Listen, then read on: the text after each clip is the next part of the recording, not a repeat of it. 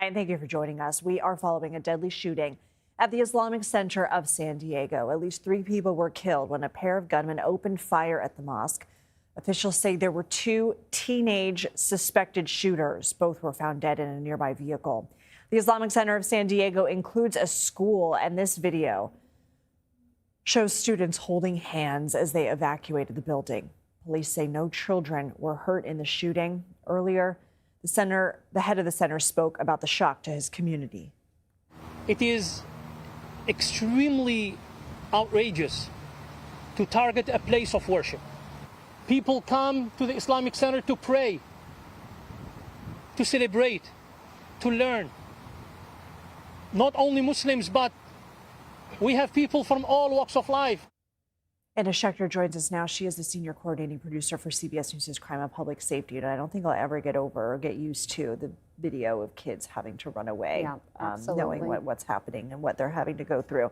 The police chief there in San Diego says that they're investigating this as a hate crime until they're not. What more do we know? Well, it does appear that there might have been anti-Islamic leanings by both suspects. They're 17 and 19 years old, very young suspects.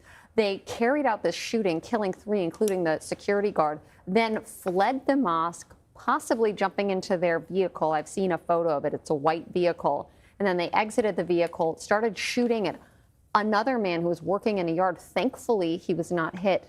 And then police believe that they took their own lives. So we are piecing together quite a bit of details of how this went out.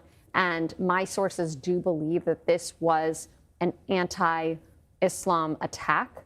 And that is the motivation at this time based on preliminary findings. But of course, we're in very early stages of the investigation. So 2 separate locations we're talking about. Do we know how close? That's right, a few blocks away. Okay. And what steps now are being taken to understand what went into this? Well, police already have their identifications. They have already gone to their homes. They're starting to interview parents. They are probably already know how they obtained those weapons. Each one had a weapon.